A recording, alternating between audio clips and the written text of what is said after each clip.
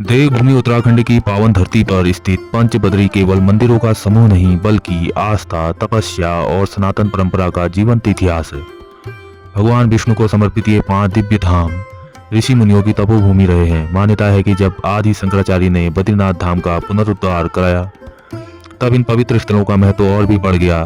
पंचबदरी का इतिहास हमें बताता है कि कैसे हिमालय की गोद में भगवान विष्णु ने विभिन्न युगों में अलग अलग रूपों में भक्तों को दर्शन दिए।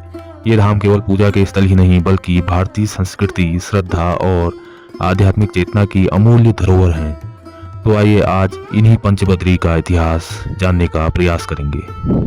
दोस्तों, ये पंचबदरी हमारे उत्तराखंड राज्य के चमोली जिले के अंतर्गत आते हैं, जो कुछ इस प्रकार हैं।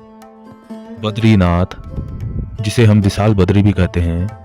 उसके बाद दूसरा है आपका आदि बद्री मंदिर, तीसरे है भविष्य बद्री, चौथे हैं वृद्ध बद्री और पांचवें हैं योग ध्यान बद्री। आज हम इन पंचबदरियों के इतिहास को जानने का प्रयास करेंगे। आशा है कि आपको यह वीडियो जरूर पसंद आएगी। तो दोस्तों, पहले बद्री हैं हमारे बद्रीनाथ यानी कि विशाल बद्री। यह हरिद्वार से 384 किलोमीटर व जोशीमठ से 51 किलोमीटर उत्तर दिशा में स्थित है। महाभारत तथा पुराणों में इन्हें मुक्तिप्रदा, योग सिद्धा, बद्रीवन, बद्रिकाश्रम, विशाल, नारायण आश्रम आदि नामों से संबोधित किया जाता है। यह सभी नाम बद्रीनाथ मंदिर के हैं। यह देश के 4 धामों में से भी एक हैं। समुद्र तल से 3133 मीटर की ऊंचाई पर स्थित यह नर यानी कि अर्जुन एवं नारायण यानी कि विष्णु नाम के 2 पर्वतों के मध्य व नारायण पर्वत के पाद प्रदेश में स्थित है।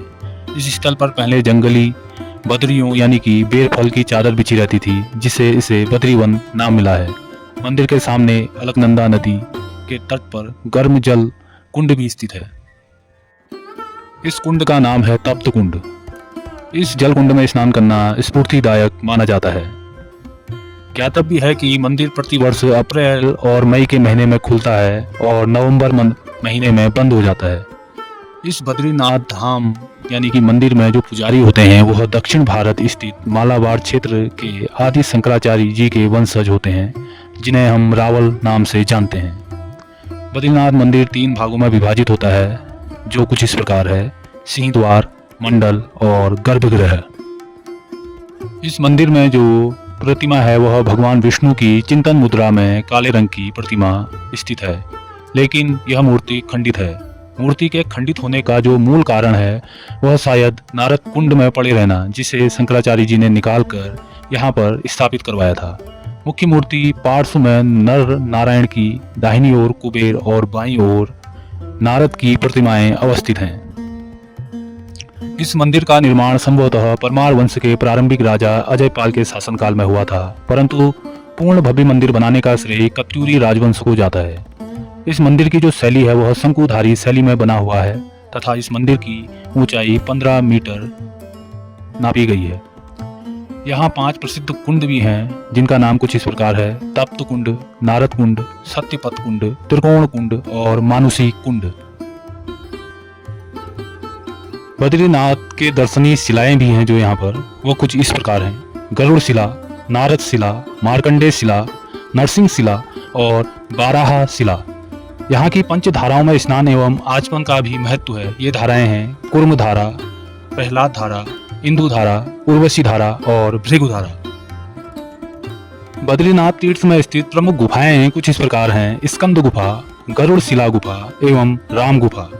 बद्रीनाथ से आगे जब आप माणा गांव की ओर बढ़ते हैं तो उसके निकट में मुचकुंद गुफा और गणेश गुफा और व्यास गुफा भी स्थित हैं। बद्रीनाथ मंदिर से थोड़ी ही दूर पर ब्रह्म कपाली स्थान भी है, जहां पर लोग अपने पितरों का पिंड अर्पित करते हैं। तो दोस्तों, यह थे पंचबदरी में पहले बद्री यानी कि बद्रीनाथ या बद्री विशाल। अब बात करते हैं अगले बद्री की। दूसरे हैं आदि बद्री मंदिर। यह कर्णप्रयाग से 21 किलोमीटर की दूरी पर है। यहाँ पर 16 छोटे बड़े मंदिर हैं, जिसमें समतल छत वाले 7 मंदिर अत्यधिक प्राचीन हैं। इनकी स्थापना गुप्त काल की मानी जाती है। समस्त मंदिर छोटे छोटे चबूतरों पर 2 से 6 मीटर की विभिन्न ऊंचाइयों के साथ स्थापित किए गए हैं। यहाँ के मुख्य मंदिर भगवान विष्णु की प्रतिमा 1 मीटर ऊंची है। जिसे काले पत्थर में निर्मित किया गया है। तीसरे बद्री हैं भविष्य बद्री। यह मंदिर जोशीमठ से 18 किलोमीटर की दूरी पर है तथा सुबेन नामक स्थान पर है। यहाँ विष्णु भगवान के आधे आकृति की पूजा की जाती है। कहा जाता है कि घोर कलयुग आने पर बद्री विशाल लुप्त हो जाएंगे, तब यहाँ मूर्ति पूर्ण हो जाएगी और ये बद्री विशाल के रूप में पूजे जाएंगे। चौथे हैं वृद्ध बद्री। समुद्र तल से 1380 मीटर की ऊंचाई पर तथा जोशीमठ से 7 किलोमीटर की दूरी पर अनीमठ में स्थित हैं।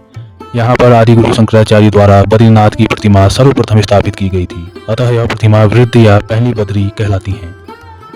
उस समय भारत में गुप्त वंश का शासन हुआ करता था। और पांचवें हैं योग ध्यान बद्री। जोशीमठ से 24 किलोमीटर की दूरी पर स्थित पांडुकेश्वर में योग ध्यान बद्री मंदिर व पांडव शिला है। शीतकाल में कपाट बंद होने पर बद्रीनाथ की चतुर्मुखी मूर्ति यहीं पर लाई जाती है। तो दोस्तों, यह थे पंच बद्री का संपूर्ण इतिहास। आपको यह जानकारी कैसी लगी कमेंट में अपनी राय जरूर दें। साथ ही साथ चैनल में नए जुड़े हैं तो चैनल को सब्सक्राइब भी कीजिए। फिर मिलता हूँ किसी रोचक जानकारी के साथ, तब तक के लिए धन्यवाद। जय देवभूमि, जय उत्तराखंड।